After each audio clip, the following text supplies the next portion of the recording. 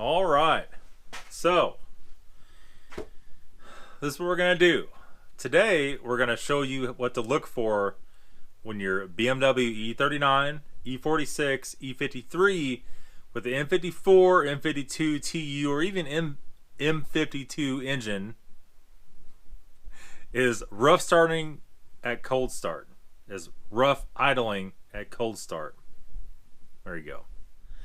Okay, so I did one of these videos a couple years ago, and people literally ask me this almost on the daily basis. And I always tell them, well, I have a video up. They're like, can you send me a link? And I have to go find it. I'm like, you know what? Maybe we need to update it. So here we are. So, all right, you get up in the morning, you go start your car up, and it rough idles for a few minutes or 30 seconds or a minute, and then it cleans up and idles fine. Now, the biggest misconception about this is that the Vanos unit needs to be rebuilt. As what I found out over the years, that usually is not the cause of rough idle on a cold start. That usually just be a general power loss, maybe a little rattling noise up front, that kind of thing. Okay, the very first thing I would check in this situation would be to pull off the cover. I already got the nuts off of this one. And you're more than likely, let me get a different light here, hold on. All right, if you could see any better, I don't know. I need to get some different lights in here. We'll see. Okay, we're gonna go ahead and first thing we do is pull the coil packs out. This has a new style, so if your car is 2002 or newer, if I get that without getting a damn screwdriver or not. Hold on. All right, if your car is 2002 or newer, you have these style coil packs. Jesus, come on. And these are the push-in style. So the rough idle could be a bad coil pack, no matter which style you have, the bolt-in or push-in.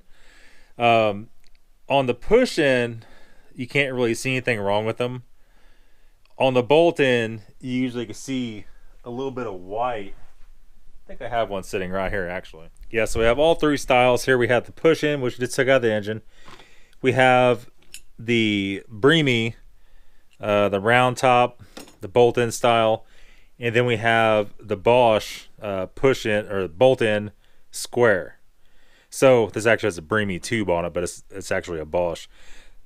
As a general rule of thumb, pre-2002, these are the best ones you can get. These will work, and you can tell if these are misfiring. See a little bit of white around the bottom of it on this style, and on the top you can see where it's been arcing. Usually that coil pack's on its way out, if you see that. So if your coil pack's not bad, how you tell if you're getting a misfire code or not. If you're getting a code, you can switch it with a different one to see if it follows, etc., etc., etc. Now, on E39s that have the bolt-in coil packs, they like to get rainwater in 4 and 5 cylinders. So you want to pull those out and make sure there's no rainwater or oil in any of the coil pack valleys or the spark plug valleys. Any of those options could cause rough idle, rough cold starts. The next thing is spark plugs. Your spark plugs are really freaking nasty. That could also cause it. And I know some of you guys are saying, oh my god, the head gasket's blowing. Look at that car, the head gasket's blowing. Every BMW is like that. This has a brand new CCV on it. It's not blowing, I promise you. You get that when you don't let it run very long. You start it and turn it off. So let's move this over to the side. We'll keep going here. I feel like this video is all over the damn place. The next cold start issue is the CCV or PCV. On these, it's actually under the intake, and you can see the hard hose that goes from the valve cover. It goes down. The PCV, you have to take the intake off to get to it. That has a unit that sits under there, and it has vacuum lines that go down to it that are also these plastic lines. If any of that stuff is leaking, That'll also cause rough idle, lean codes, rough cold start, and such. Also, your throttle body boot. This is the 530, so it has the big boot. As this goes down, it goes onto the throttle body, and then also goes onto one of these guys right here. That's what I had laying on the bench. This is the cold start valve. The cold start valve sits in here just like that, right over the throttle body, and it has a rubber boot that goes to the intake boot down to this. If any of these rubber boots here have rips in them, that could cause that, and lean codes, and misfires, and all that, etc. The next thing is this valve itself. If the cold start valve is stuck, if it's dirty, depends on which way it's stuck. If it's stuck open, it's going to cold start hard. If it's stuck closed, it'll cold start fine. Once the engine warms up, it's going to be all bulging, causing issues. You should be able to shake it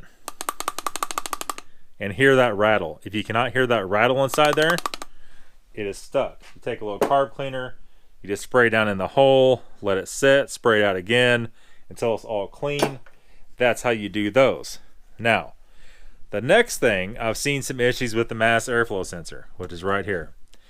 They could do some pretty funky stuff. We had some E39s in the past that had no codes, and it would cause cold start issues. That's probably not as common though, I would say, but still is a possibility. The next thing, there's actually three things. There's three sensors. There is a intake camshaft sensor, which lays down behind this right here, and that could go bad, cause the car just to die and not restart. It could cause cold start issues. There is a exhaust camshaft sensor, where we at right here, and that could go bad. Usually if those go bad, they throw error codes, but not all the time. And then of course under the intake, as a lot of you guys know, there is a crankshaft. Actually, I think I have one right here. Yeah, so here's the three sensors off one of these cars.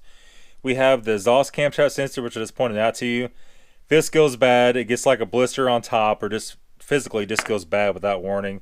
Here's the intake camshaft sensor on the driver's side, and that goes bad same way. And here is the crankshaft sensor that's under the intake. And the crankshaft sensor, a lot of times, you can see this one has a little bit.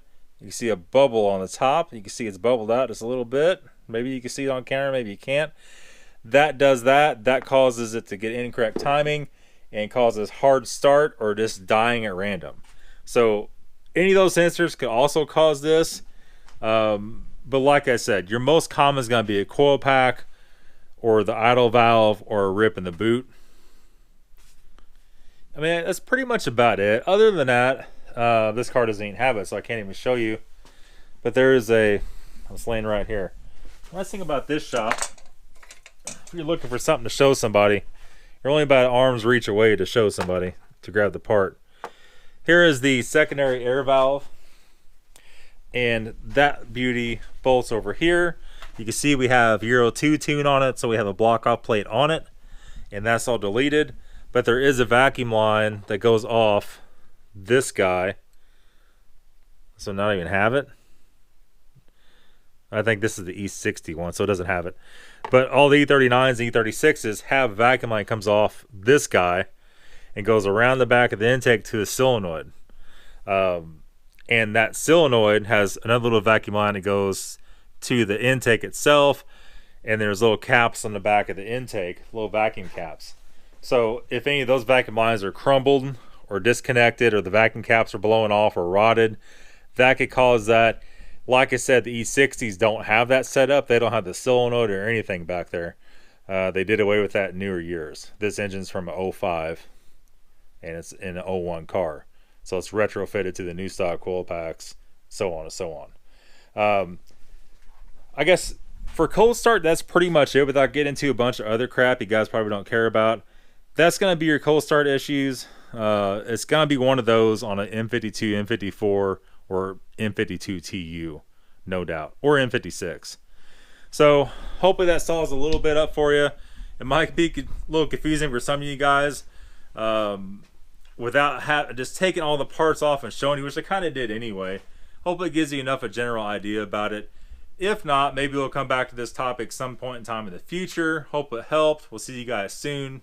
Talk to you later.